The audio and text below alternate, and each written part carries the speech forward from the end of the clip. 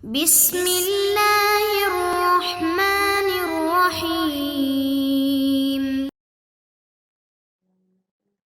اعوذ باللہ من الشیطان الرجیم، بسم اللہ الرحمن الرحیم، وبہ نستعین۔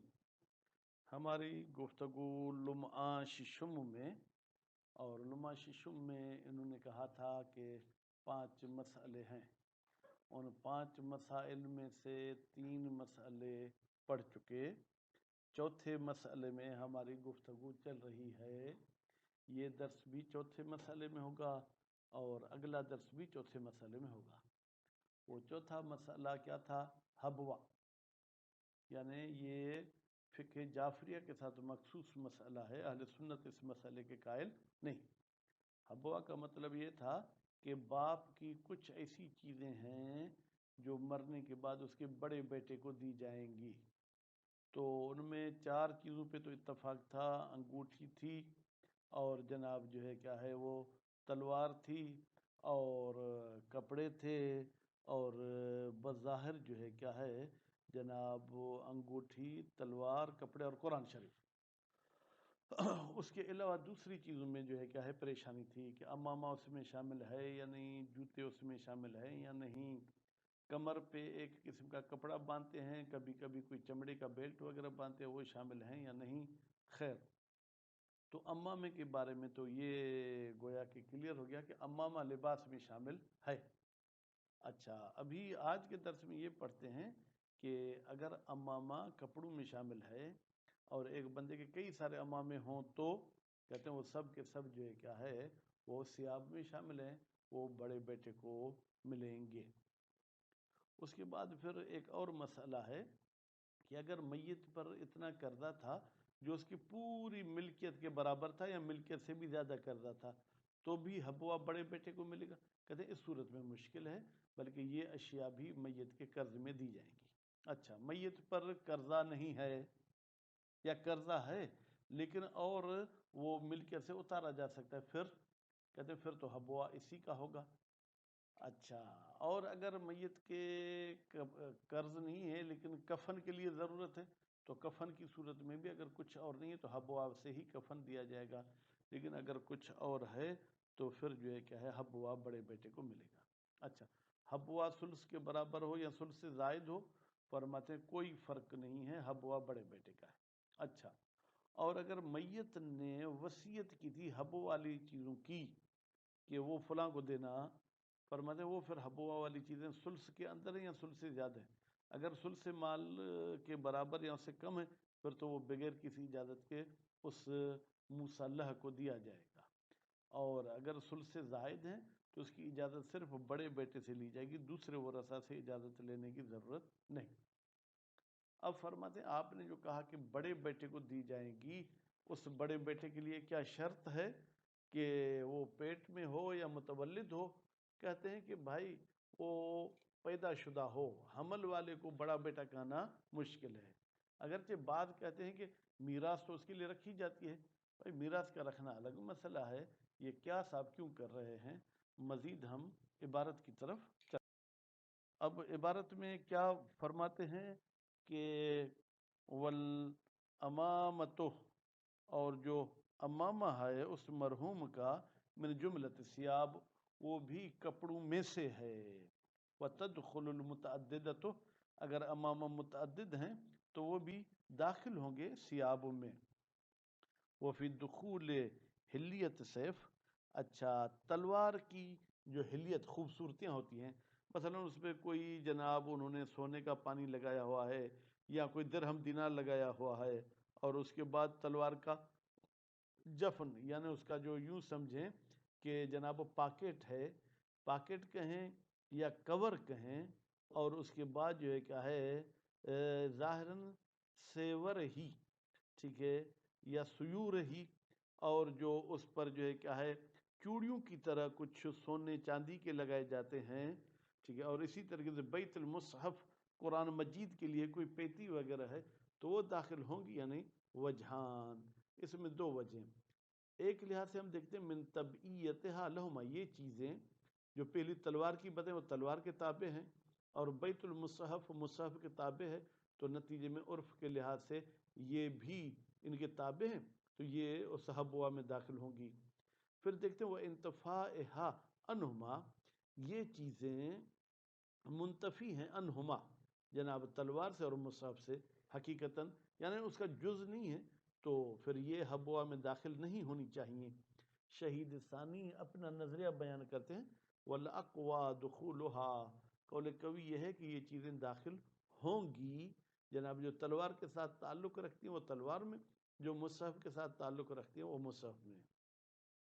وَلَا يُشْتَرَطُ بُلُوغُ الْوَلَدِ، اچھا بیٹے کا بالغ ہونا شرط ہے؟ کہتے ہیں شرط نہیں ہے، کیوں؟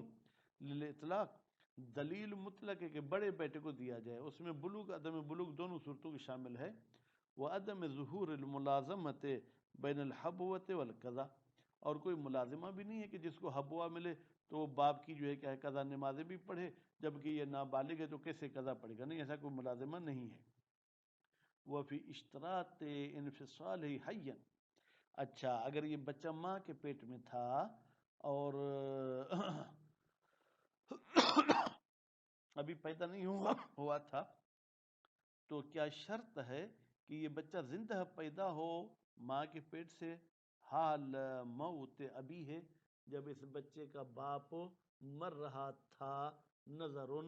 نظرن بے معنی اس میں ہماری جو ہے کیا وہ بحث ہے کہ آیا انفصال اس کا ایسے ہونا چاہیے یا نہیں ہونا چاہیے۔ من عدم صدق الولد الذکر حینئذ، کہتے اگر پیدا نہیں ہوا پھر تو اس پر جو کہ ولد ذکر صدق نہیں کرتا، تو پھر اس کو حبوا نہیں ملنا چاہیے۔ ومن تحقق ہی فی نفس الامر، اور یہ دلیل ہے کہ اس کو حبوا ملنا چاہیے۔ وہ الٹرا ساؤنڈ تو آج کل ہو گئے، پرانے زمانے میں تو الٹرا ساؤنڈ نہیں تھے، لیکن جب یہ پیدا ہوتا ہے تو یقین ہے کہ موت کے وقت بھی یہ بچہ موجود تھا۔ وَإِن لَمْ يَكُنْ ظَاهِرًا، اگرچہ وہ ظاہر نہیں تھا، ماں کے پیٹ میں تھا۔ وَمِن ثم، اسی بچے کے وجود کی وجہ سے، اُذِلَ لَهُ، جدا کر کے رکھا جاتا ہے اس بچے کے لیے، نصیب ہو اس کا حصہ، من المیراث، میراث میں سے۔ پس معلوم ہے کہ زندہ اس وقت پیدا ہونا بھی ضروری نہیں، ماں کے پیٹ میں ہو تو بھی اس کو حبوا مل سکتا ہے۔ فرق، کہتے ہیں ممکن ہے کہ ایک لحاظ سے ہم فرق کے قائل ہو جائیں، بین کونہ جنینا تامن، بھائی باپ کے مرتے وقت اگر یہ مکمل بچہ تھا اور اس میں ذکوریت بھی واقع میں اور حقیقت میں متحقق ہو چکی تھی، ہین الموت، جب باپ مر گیا تو حبوا ملے گا۔ وہ بین کونہ علقتاً، اور اس وقت اس کی ماں کو دوسرا مہینہ حمل تھا، مثلا دوسرے مہینے حمل میں تو بچے کے اعضا بھی نہیں بنتے ہیں، بس وہ ایک علقہ ہوتا ہے، علقہ یعنی گوشت کا یہ خون کا لوتھڑا، اور مزگتاً، یا جو ہے کیا ہے وہ جناب وہ گوشت کا ٹکڑا ہوتا ہے، ٹھیک ہے، اور غیر ہما، یا اس کے علاوہ کوئی اور حالات ہو تو اس میں حبوا نہیں ملے گا۔ والاقوى الاولو، لیکن قول قوی وہ پہلی بات ہے، یعنی انفصالہ حیا، کہ وہ زندہ زندہ پیدا ہو۔ وعدم اشتراط انتفاع قصور نصیب کل وارث ان قدرها و زیادتها، اور کہتے ہیں یہ بھی شرط نہیں ہے کہ منتفی ہونا چاہیے ہر وارث کا حصہ، ٹھیک ہے، ہر وارث کے حصے کا کم ہونا، ان قدرہ، حبوے سے کم ہے یا حبوے سے زیادہ ہے، ٹھیک ہے، ان سل سے، ٹھیک، کہ پھر وہ جو ہے کیا ہے جناب پھر وہ حبوا سل سے کم ہے یا زیادہ ہے، للعموم، اس لیے کہ مطلقاً کہا گیا تھا کہ حبوا بڑے بیٹے کو ملے گا۔ وفی اشتراط خلو المیت عن الدین، کیا حبوا دینے میں شرط ہے کہ میت قرض سے خالی ہو، او ان دین مستغرق، یا ایسا قرضہ جو اس کی پوری ملکیت کو گھیر لے، لترکت وجہان، یعنی اس شرط میں دو وجہ، من انتفاع الارث علی تقدیر الاستغراق، کہتے ہیں استغراق والی صورت میں تو کسی کو بھی میراث نہیں ملے گی، ٹھیک، وہ توزیع الدین علی جمیع ترکہ، اور اس قرض کو جو ہے کیا ہے تقسیم کیا جائے گا پوری ملکیت میت پر، کیوں؟ لعدم ترجیح، اس لیے کہ حبوا اور غیر حبوا میں کوئی ترجیح نہیں ہے۔